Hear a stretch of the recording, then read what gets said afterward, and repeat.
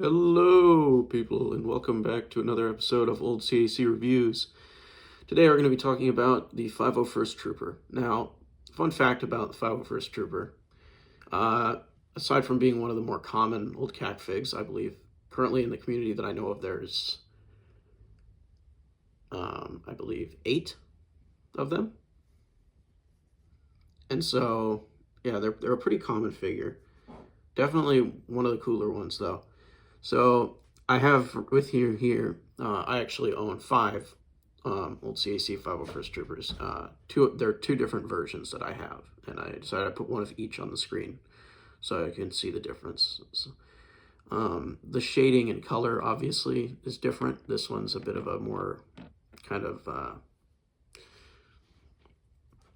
it's kind of a more like kind of grayish blue color, like more akin to like almost even a sandy blue. And this one is a much more poignant, much more bright blue.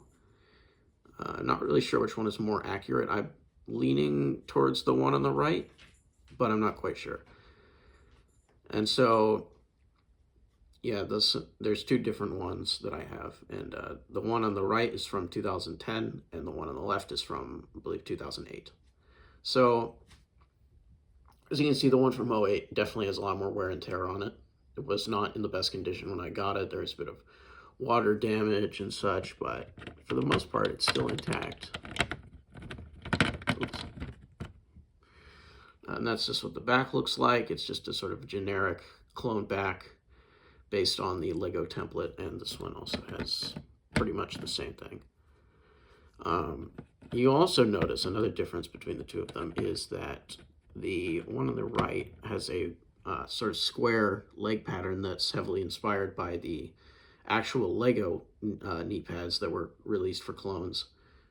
And the one on the left uses a sort of diamond-shaped legs instead, because there was no source material for legs. What's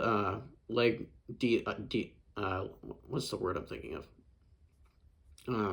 Leg details were kind of foreign to most customizers, and they all sort of came up with their own versions of it. And personally, I think the one on the left looks better. I think that the one on the right is sort of drifting into a more animated style, but it's a realistic trooper. Regardless, they're both good figures. I do have long arm shot blasters for all of them. But yeah, so this is the 2 of them. Both came in different lots. The one on the left, there are 5 of them from that lot, and the one on the right, there are only 4. I have 3 of the 4, and a friend has another one. So yeah, that's basically these figures. This one's going to be a bit shorter. I guess I can also show you. This one does not have a head, but I believe this one does. Of course, I'm unable to remove the helmet now because the resin has gotten so old that it's hard to move the helmets on some of them, especially if they have a decaled head inside, because that's just more stuff taking up space. So I'm pretty sure he has a head, but I'm not going to attempt to take it off because I could cause damage to the figure. So yeah, that's the 501st Troopers. I hope you enjoyed. I know I did. And I'll see you all later. Goodbye.